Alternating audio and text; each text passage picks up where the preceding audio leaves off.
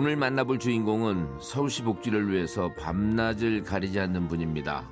서울시 복지재단 김상철 대표님 모셨습니다. 안녕하세요, 대표님. 예, 안녕하십니까. 반갑습니다. 예, 반갑습니다. 청취자 여러분들을 위해서 직접 한번 소개 좀 부탁드립니다. 예, 안녕하십니까. 서울시 복지재단 대표이사를 맡고 있는 김상철입니다. 저는 한세대학교 사회복지학과에서 학생들을 가르치다가 2021년 11월부터 서울시 복지재단 대표이사로 일하고 있습니다. 네. 이제 얼마나 된 거죠, 그러니까? 1년 6개월 정도 됐습니다. 1년 6개월 됐군요. 서울시 복지재단, 이 어떤 기관이죠?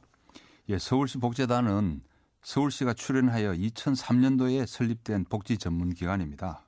저희 재단에서 하는 일은 복지 정책을 개발하고 정책 대안이나 혁신 사업 모델을 제시하는 등 서울시 복지 행정을 지원하는 역할이 우선 있고, 사회 서비스를 혁신하고 나아가 복지 사각지대 해소를 위한 다양한 정책 사업을 운영하는 등 복지 현장을 지원하기 위한 중요한 역할도 수행하고 있습니다. 네. 그 사업 소개 좀 부탁드립니다. 예, 저희 재단에서 하는 사업 중에서 고유 사업이 있습니다. 설립 당시부터 하던 것들인데요. 서울시 복지 정책을 연구 개발하고 사회복지 현장의 서비스 품질 향상을 지원하기 위한 심사평가, 이런 것들을 하는 역할이고요. 여기에서 최근에 사회적 고립가구 지원이나 저소득 청년들을 위한 자산 형성 지원, 장애인의 탈시설 자립 지원 등의 정책 사업은 물론이고, 금융복지 상담이나 법률 서비스 지원처럼 기존에 복지 영역으로 미처 생각하지 못했던 분야까지 영역을 확장하면서 서울 시민들의 복지 향상을 위한 아주 다양한 활동들을 펼치고 있습니다. 네. 그런데 물론 이제 이쪽 연구개발 사업도 있고 그런데 관련된 건지 모르겠습니다만 또 포럼도 얼마 전에 개최를 하셨던데 어떤 내용의 포럼이었죠? 예. 지난 4월 27일에 사회적 고립 연결 포럼을 말씀하시는 것 같습니다. 네. 오세훈 시장님이 다시 서울시장이 되시면서 약자와의 동행이 시정의 핵심 철학이 되었습니다. 사회적 고립가구에 대한 예방적 상시적 발굴 체계를 구축하고 도움이 필요한 주민을 찾아서 지원하여 그분들이 건강한 생활을 영위할 수 있도록 한다는 것이 서울시의 주요 복지 정책으로 떠올랐습니다. 저희 재단도 그에 발맞추어서 2021년부터 사회적 고립가구 지원 사업을 주요 사업으로 추진하고 있습니다. 이번 포럼은 3년째로 해마다 열리는 행사입니다. 올해는 고립에 대응하는 힘, 연결이라는 주제로 자치구와 동주민센터 공무원, 사회복지기관 종사자, 주민활동가 등들이 참석하여 토론을 벌였습니다. 네. 사회적 고립이 요즘 큰 문제인데요. 1인 가구 문제도 나오고 서울시의 35% 정도가 이제 1인 가구라고 그러는데 고립 아까 대표님 말씀하셨는데 주로 어른들이 생각이 좀 나는데요. 이 어른에게만 해당되는 건 아니죠? 예, 그렇습니다. 물론 홀로 사시는 어르신들이 많은 비율을 차지하기는 하지만 청년이나 중장년층도 많습니다. 청년들 중에서는 희귀꼬물이라고 불리는 언둔형 외톨이 문제가 최근 이슈가 되고 있고, 중장년층을 보면 특히 5, 60대 남성의 고독사 문제가 심각합니다. 근데 AI를 이용해서 고독사를 예방하고 또 징후를 미리 알아내고 하는 그런 시스템을 만들었다는데 이게 뭐죠? 예, 요즘 AI 기술이 급속히 발전하면서 이를 사회복지 영역에서 활용하고자 하는 다양한 시도들이 진행되고 있습니다. 저희 재단에서도 사회적 고립가구 지원 시스템에 AI 기술을 적극 활용하고 있습니다. 예를 들어서 안부 확인 전화 서비스 같은 것입니다. AI가 자동으로 전화를 걸어서 잠은 잘 주무셨는지, 식사는 잘 하셨는지, 또 아픈 데는 없으셨는지 등의 안부를 묻는 거죠. 그 통화 중에 상대방이 자살이라든지 우울감 등 이런 부정적인 이제 단어가 말씀을 하시면 관제센터에서 직접 전화를 드립니다. 그래서 위급하다고 판단이 되면 현장 출동을 하게 되고요. 이미 이런 출동 사례가 여러 차례 있었습니다. 네. 그렇게 해서 요즘 AI가 상당히 기여도 많이 하고 이제 좀 일반화되는 그런 그 경향성을 보이고 있는데요. 또 VR 서비스도 하고 그래서 4차 혁명이 복지에 많이 이제 그 활용이 되고 융합이 되고 있는데 AI도 지금 말씀을 조금 일부 하셨지만 메타버스를 이용한 복지도 있더라고요. 예, 그렇습니다. 말씀하신 AI나 메타버스뿐만 아니라 사물 인터넷이나 로봇을 활용해서 네, 돌봄과 사회적 관계를 지원하는 서비스도 있습니다. 네, 최근 과학기술 발달로 이를 복지 서비스에 적용하는 사례가 앞으로 점점 더 확대되고 다양해질 것으로 예상합니다. 네. 그러면 그 AI나 4차 혁명 기술을 이쪽 영역에 활용하게 되면 복지 서비스를 전달하는 인력들이 많이 부족하다고들 하는데 AI가 일부 좀 이렇게 덜어주면 많은 일을 집중적인 기획이나 이런 쪽에 일들을 많이 더 집중적으로 할 수도 있겠군요. 예, 예, 이제 또 조금 다른 얘기로 넘어가서 많은 분들이 나는 해당이 되겠나라는 생각을 갖고 또 그 뭔가 그 알아보지도 않고 받을 수 있는 복지 혜택인데 놓치고 있는 예들이 좀 있는 것 같습니다. 이런 지금 하고 계신 여러 가지 사업 중에 시민들이 참여할 수 있는 사업들도 좀 많이 있죠? 예, 저희 재단의 사업들은 네. 보통 전체 시민을 대상으로 한다기보다는 취약계층이나 일정한 소득 요건을 갖춘 근로청년 등 중위소득 85% 이하 시민들처럼 특정한 대상을 정해놓고 하는 사업들이 많습니다. 하지만 광범위한 시민들에게 개방되어 있는 부서들도 있습니다. 예를 들어서 가계부채로 고생하고 계시거나 복지와 관련한 법률적 문제 때문에 고민하는 분들이 계시면 저희 재단에 설치되어 있는 금융복지 상담센터나 사회복지 공익법센터를 찾아오시면 다양한 해법을 찾을 수 있을 것 같습니다. 네. 그 다양한 사업을 알리기 위해서 또 이런저런 노력들을 많이 하셔야 될 텐데 최근에 유튜브들 많이 활용하는데 다나카가 나왔다고 하는데요. 다나카와 함께 알아보는 사업은 어떤 거였죠? 다나카 유튜브를 보신 모양입니다. 네. 예, 작년 말에 새롭게 문을 연 청년 동행센터를 홍보하는 영상이었는데요. 한 달 동안 5만 명 이상이 봤습니다.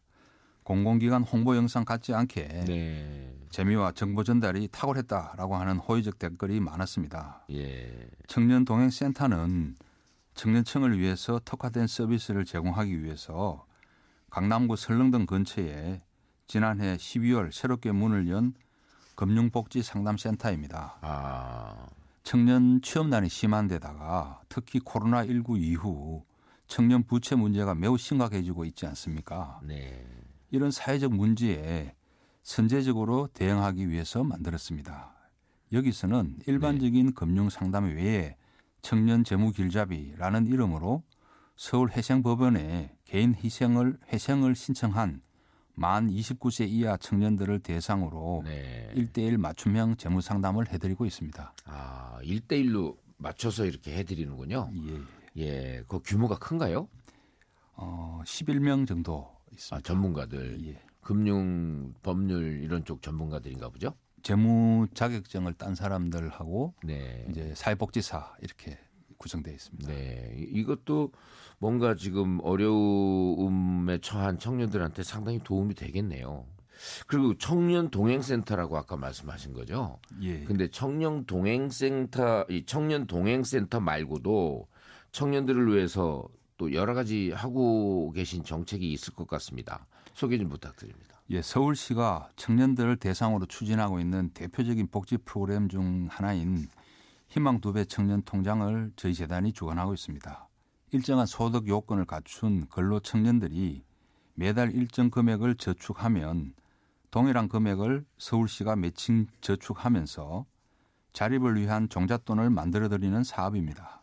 네. 또한 군대에서 부상당한 청년들을 지원하기 위한 서울시 청년 부상 제대군인 상담센터도 네. 저희 재단에 설치되어 있습니다. 저는 청년동행센터, 희망 2배 청년통장, 청년부상제대군인 상담센터를 묶어서 청년 3종 세트라고 말하고는 합니다. 아, 청년 3종 세트가 희망 2배 청년 희망 2배 청년통장, 네. 청년동행센터, 네. 그리고 청년부상제대군인 상담센터 아, 이렇게 네. 세 가지입니다. 이게 이제 청년 3종 세트. 예, 청년은 미래의 주역이지만 네. 현실적으로는 약자인 경우도 많습니다. 네. 그렇기 때문에 공공의 관심이 더욱 강화되고 지속돼야 한다고 생각합니다. 사실 지금 복지부에서도 그 청년 2배 통장, 희망 2배 청년 통장 같은 이 원형이었던 희망 플러스 통장 이런 부분들을 전부 받아서 지금 자산 형성 사업을 하고 있는 거죠. 예. 네. YTN 라디오 서울시 복지재단 김상철 대표와 함께하고 있습니다. 김상철 대표님, 우리가 이쯤에서 노래 한 곡을 듣거든요. 노래 한 곡 추천해 주시겠습니까? 예, You Will Never Walk Alone이라는 노래를 신청하겠습니다. 네. 1945년 로저스 앤 해머스타인의 브로드웨이 뮤지컬 카루셀에 등장하는 곡인데요. 그 후 영국으로 건너가서 1963년 게리 앤 피스메이커라는 가수가 불러서 데이트를 했고 네. 특히 젊은 청년들이 잘 아는 좋아하는 EPL의 리버풀의 응원가로 사용되면서 더 네. 유명해진 곡입니다. 네. 오늘은 시각장애인으로서 세계적인 테너이자 파페라 가수인 안드레아 보첼리가 부른 곡으로 들어보면 좋겠습니다. 그 서울시 복지재단 김상철 대표가 추천하신 안드레 보첼리의 You Will Never Walk Alone 듣고 오겠습니다. 네. 네. 안드레 보첼리의 You Will Never Walk Alone 듣고 오셨습니다. 이성규 행복한 쉼표 잠시만요.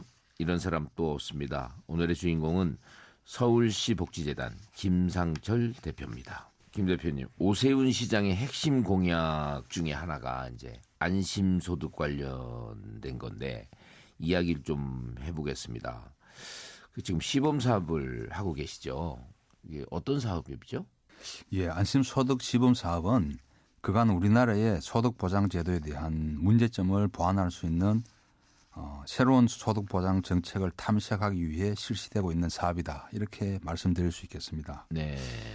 기존의 국민기초생활보장제도의 소득 인정액 개념을 사용하지 않고 소득평가액과 재산 기준을 분리하여 적용을 합니다.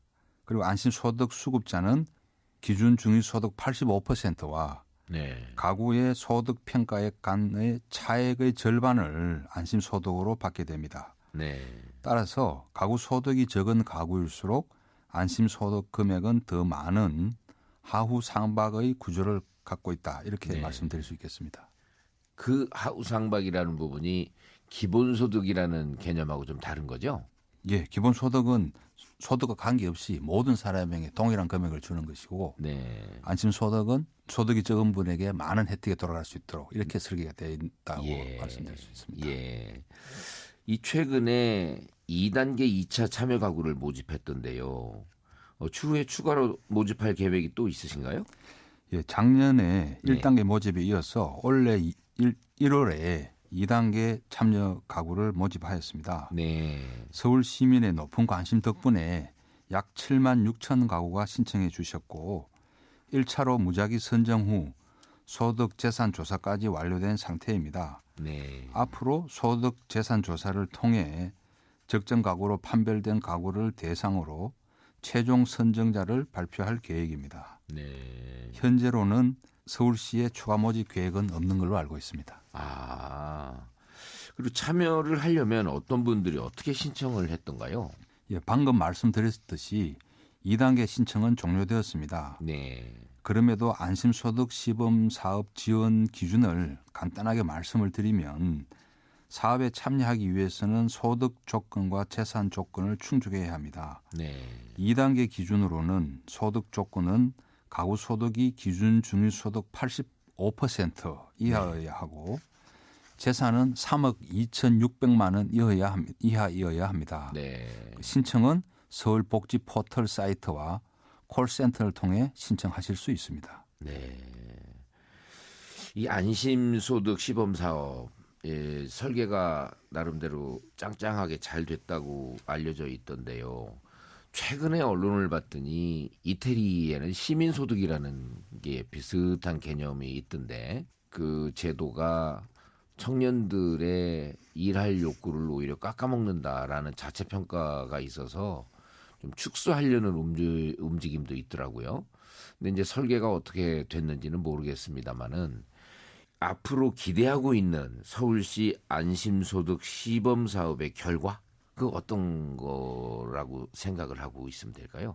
아직 분석 결과가 네. 나오지 않은 상태이기 때문에 기대하는 결과를 말씀드리는 것은 좀 조심스럽습니다. 네. 그렇지만 안심소득의 기본 설계는 급여를 수급하더라도 근로를 저해하지 않도록 되어 있습니다. 예. 따라서 안심소득이 가지는 근로유인 효과를 기대하고 있습니다. 네. 그리고 추가로 수급 가구 구성원의 신체적, 정신적 건강이나 네. 심리적 안녕, 가족 및 사회적 관계 등에도 긍정적인 효과를 보일 것으로 예측하고 있습니다. 네. 그게 긍정적인 그 효과를 거둔다면 그 요즘 청년 계층에서 뭔가 스타트업에 관한 이제 야망도 있고 그런 분들이 도전할 수 있는 하나의 밑바탕이 될 수도 있겠다 하는 생각이 드는데 어떠세요? 예, 우리나라의 이제 문제가 한번 실패하면 네. 다시 일어서기가 어려운 이런 구조적인 문제가 있는데 네. 이 안심소득이 정착이 되면 한번 실패하더라도 이 실패를 기반으로 해서 네. 또다시 일어설 수 있는 그런 힘을 얻을 수 있지 않을까 이렇게 기대를 하고 있기 때문에 네. 기존의 복지와는 좀 다른 차별성을 가진다 이렇게 생각을 하고 있습니다. 네. 이 부분이 기대하신 대로 좋은 결과가 나와서 또 본 사업으로 이어지기를 기대하겠습니다. 서울시 복지재단이라는 이름으로 많은 사업을 진행하고 계신데요. 최근에 그 윤석열 대통령께서 미국 국빈 방문을 하셨는데 그와 관련해서 뭔가 서울시 복지재단 사업과도 연결된 그 내용을 어디서 잠깐 읽었는데 그게 무슨 얘기죠? 예, 서울시 청년부상 제대군인 상담센터에서 잠깐요. 서울시 청년부상 청년부상 제대군인 제대군인 상담센터. 상담센터. 아까 말씀하셨던 3종 세트 중에 하나인 거죠? 예, 예. 네네. 그래서 근무하는 이주은 운영실장이 지난 4월 24일에서 28일간 윤석열 대통령의 방미 일정 중 한미동맹 70주년 기념 오찬 행사에 참석했습니다. 오찬 행사에는 전현직 주한미군 사령관, 부사령관, 미 8군 사령관, 정성조 전 합참의장 등이 네. 참석했습니다. 예. 이주원 실장은 대통령의 방미 일정에 참가하면서 미국의 군인을 존중하는 문화에 대해 크게 감명받았다고 합니다. 네. 대한민국도 미국처럼 군인들이 나라를 지키다 다친 군인들이 존경받는 사회가 되었으면 한다는 소감을 전해왔습니다. 이준 운영실장이란 분은 어떤 분이죠? 예, 이주원 실장은 ROTC 출신으로 네. 군대에서 장교로 근무하다가 네. 지뢰가 터지면서 네. 부상을 당한 분입니다. 이분이 그 아까 3종 세트 중에 하나는 제대군인 상담센터에 거기에 운영실장을 맡았나요? 예, 그렇습니다. 네. 그 윤석열 대통령께서 같이 동행을 하신 거군요. 예, 이번 방미 일정 중에 호국 영웅 8명이라고 해서 네. 최원일 함장, 네. 전준혁 예비영 병장, 네. 이희환 대령, 김정수 중령, 네. 김정은 중사, 하재헌 예비역 중사, 네. 이제 이찬호 예비역 병장, 네. 청년 부상 제대군인 상담센터의 이주전 해병대 예비역 대위. 이분이 이제 2019년 김포 전방 지뢰 폭발로 인한 좌측 족부가 절단된 부상을 당했습니다. 그런 분들을 8분을 모시고 갔군요. 예. 예, 아주 그 의미 있는 동행이었던 것 같습니다. 장애인을 위한 복지 사업에도 서울시 복지재단에서 많은 일을 하고 계신데 어떤 것들이 있는지 소개 좀 해주시겠습니까? 가장 의미 있는 사업으로 시설 장애인분들이 지역에서 자립하실 수 있도록 지원하는 장애인 전환 서비스 지원 사업을 말씀드릴 수 있습니다. 2009년부터 시작을 했기 때문에 올해로 14년 차가 됩니다. 저희 네. 재단은 자립생활주택 63곳과 지원주택 198곳 등 총 261곳의 운영을 주관하고 있습니다. 예. 전국 최대 규모라고 말씀드릴 수 있고요. 네. 다른 지자체에서도 벤치마킹을 위해서 재단을 방문하는 분들이 많이 찾아오고 계십니다. 네.